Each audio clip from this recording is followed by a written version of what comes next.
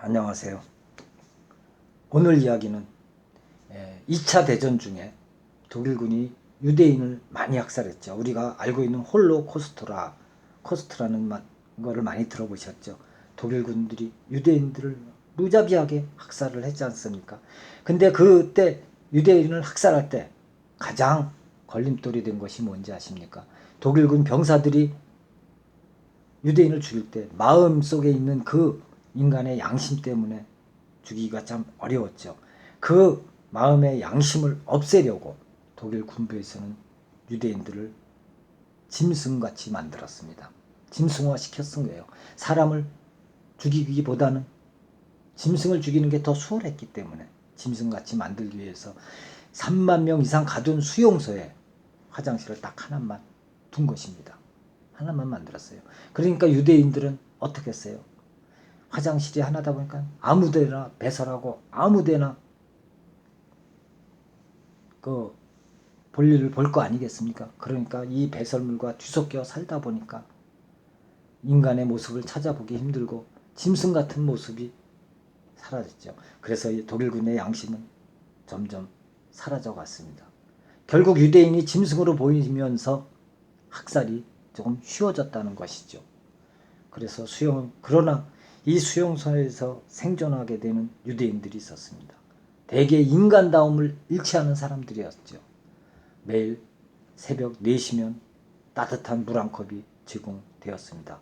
그 물 한 컵을 다 먹는 것이 아니고 그걸 좀 남겨서 옷소매로 이빨을 닦고 얼굴을 닦고 그 다음에 유리조각 같은 걸 대서 면도를 하고 인간다움을 잃지 않으려고 노력을 한 사람이 있었습니다. 몸부림친 사람들이 있었습니다. 독일군에게 가장 무서운 한 거는 그런 인간다움을 찾는 사람들의 몸부림이었습니다. 짐승을 죽이기는 쉽지요. 하지만 인간을 죽이기는 그렇게 쉬운 것은 아니죠.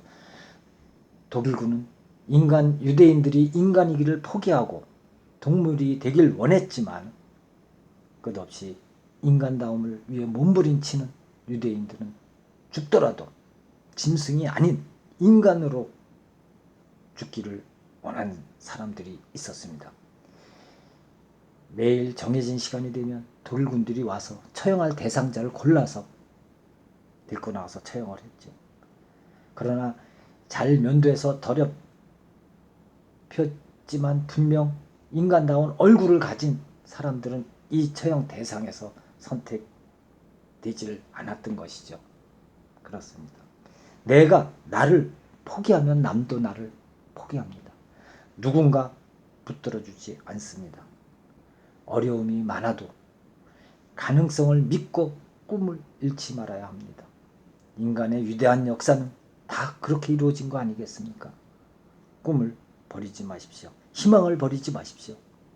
잊지 마세요. 당신은 이 세상에서 가장 존귀하고 가치 있는 존재라는 것.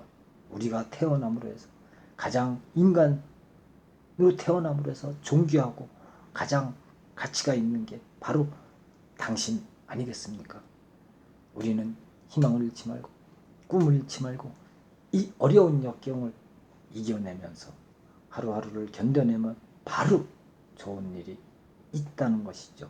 나 자신 가장 중요한 존재입니다. 내가 있으므로 세상이 있는 거 아니겠습니까?